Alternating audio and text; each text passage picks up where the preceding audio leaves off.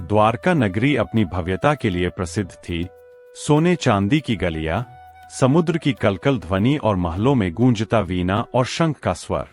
एक दिन श्री कृष्ण राजसभा से लौटे तो देखा कि रानी रुक्मिणी चिंतित है। उनके साथ सत्यभामा, जाम्बवती और अन्य रानियां भी थीं। सबके चेहरे पर गंभीरता थी। रुक्मिणी ने धीरे से कहा, नाथ, आज जब मैं मंदिर से लौट रही थी तो एक स्त्री ने मुझसे पूछा, क्या भगवान स्वयं नारी की पीड़ा समझते हैं? मैं मौन रह गई। क्या सचमुच समाज ने नारी को केवल सेवा और सहनशीलता तक सीमित कर दिया है? श्री कृष्ण ने तुलसी के पास बैठते हुए कहा, हे रुक्मिणी, उस स्त्री से कहना कि मैंने उसे सृजनकर्ता बनाकर भेजा है।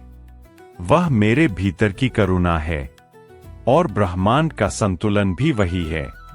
जैसे बिना सागर के लहरें नहीं, वैसे ही बिना नारी के यह सृष्टि नहीं। जिसने नारी को अबला समझा, वह स्वयं अंधकार में जीता है। श्री कृष्ण ने सभी को ध्यान से देखने के बाद एक कथा सुनाई। कुंती जैसी स्त्री ने पुत्रों को धर्म और नीति में पाला, उन्हें त्याग का अर्थ सिखाया। गांधारी ने आंखों पर पट्टी बांधी, परंतु अंत में वह एक ऐसी मां बनी जो अधर्म से आंखें नहीं मूंद सकी। दोनों नारी थीं, एक त्याग की देवी, दूसरी धर्म की प्रहरी। इनके निर्णयों ने युद्धों का भविष्य बदला। फिर वे बोले, जब सीता मां को अग्नि परीक्षा देनी पड़ी, तब मेरी आत्मा व्यथित हुई। क्या प्रेम को प्रमाण की आवश्यकता है? नारी को बार बार परीक्षा क्यों देनी पड़े? इसलिए मैंने राधा को कभी बांधने का प्रयास नहीं किया। वह स्वतंत्र थी, स्वाभिमानी थी, और मैं जानता था कि जो प्रेम सच्चा होता है वह पिंजरे में नहीं रहता। कुछ दिन बाद रुक्मिणी ने राधा को आमंत्रित किया। राधा आईं, सरल पर तेजस्विनी।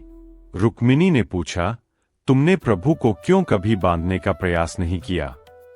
राधा मुस्कुराईं, मैं जानती थी कृष्ण को बांधना नहीं, समझना होता है। वो केवल मेरे नहीं थे, वो सबके थे। मैंने प्रेम को अधिकार नहीं बनाया, बल्कि समर्पण का रूप दिया। श्री कृष्ण ने सबकी ओर देखा और बोले, हे रानियों, नारी की शक्ति को बांधना नहीं चाहिए, उसे उड़ने दो। वह सीता बनकर प्रेम निभाएगी, काली बनकर अधर्म का सहार करेगी, वह यशोदा बनकर पालन करेगी, या मीरा बनकर भक्ति में लीन होगी। हर रूप में वह पूजनीय है। नारी को जब तक सीमा में रखोगे, समाज अधूरा रहेगा, और जिस दिन उसे समता दोगे, वहीं से नवयुग की शुरुआत होगी। श्री कृष्ण के वचनों के बाद द्वारका की राजसभा में पहली बार एक नारी सभा का गठन हुआ। स्त्रियां अब राज के निर्णयों में भाग लेने लगीं। नारी शिक्षा को बल मिला, और यही वह पल था जब श्री कृष्ण का संदेश केवल द्वारका नहीं, बल्कि युगों तक समाज की चेतना बन गया। नारी न तो किसी की छाया है, न किसी की परछाई।